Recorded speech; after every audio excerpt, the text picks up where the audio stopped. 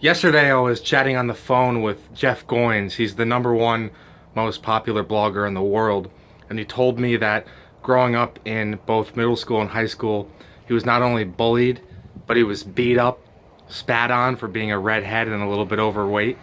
He was also made fun of to the point where he didn't know if he could go on, and he was so rejected and left out that he thought he would never be able to get past it at that time because people were so mean to him. And I can definitely relate to that. I experienced something similar.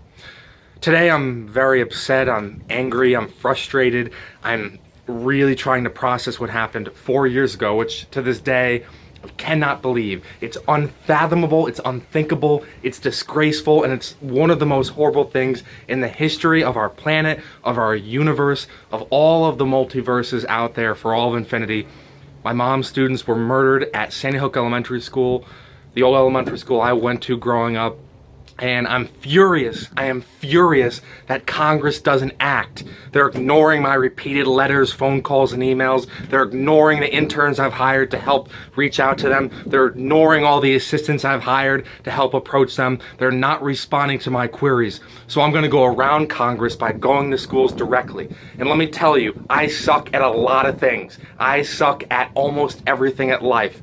But the one thing I'm good at is I know how to talk to people face to face. That's the only thing I'm good at. And what I'm doing is I'm going to hundreds upon thousands of schools around the world and I'm handing them a copy of my book. In the first chapter of the book, I talk about how I had a rope in my hands and I came very close to hanging myself my senior year of high school after a series of unexpected setbacks. Something I can laugh at now because I have big picture thinking and perspective, but at the time, I was not only devastated and destroyed, but I was seriously depressed and in need of help. I'm giving this book in person to superintendents, principals, teachers, and students all around the world. I have now been able to distribute it to tens of thousands of people, and I've gotten all sorts of great thank you notes, but that's not because of me, it's because of the people who have encouraged me and believed in me. So the credit goes to them, not to me. I get laughed at by students sometimes when I'm speaking to high schools about how they can get past dark times. I get bullies, they're not bullying me, but I can tell they're bullies by the way they act.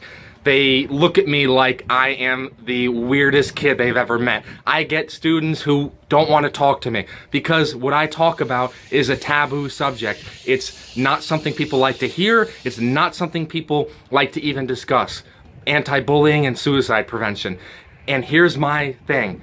I don't care how many people judge you. If you help one person, your efforts are worth it. If you help one person, your efforts are worth it.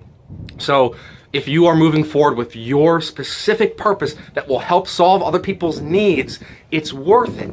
I spoke at a high school to about 1,000 kids, and more than half of the kids didn't care what I had to say. But there were 3 or 4 kids who came up to me afterwards who said I helped them deal with their challenges and struggles. One kid even said that he was at the very end, he didn't know if he could go on, and if he didn't hear my speech, he may have done something tragic.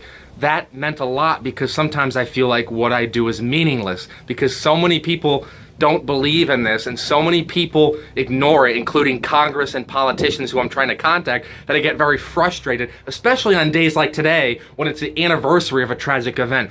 But when I hear these kids telling me that they would have done something very tragic in the absence of my message, I realize that this does matter. Now, this is not about me. My friends, this video is not about me. I suck at everything except for talking to people face to face. So I talk to people via speeches and I hand people via superintendents and principals my book in person and I make that connection. But other than that, I suck at life.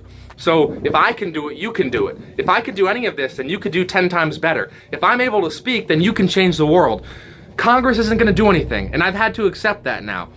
So I'm done trying to convince Congress because they're never going to be convinced of implementing common sense gun laws. But you can go around Congress by going to schools directly, talking to people and giving them hope and inspiration, lighting people on fire in a good way by encouraging them to pursue their dreams and overcome obstacles. The world needs people who inspire. The world needs people like you to come alive. And you're amazing because if you have watched this video to this point, it means that you care enough to take action. And for that, I'm incredibly grateful for you. Have a wonderful day. I'm sorry that this may not have been the most pleasant topic to talk about, but I feel it to be necessary based on what's happening in the world.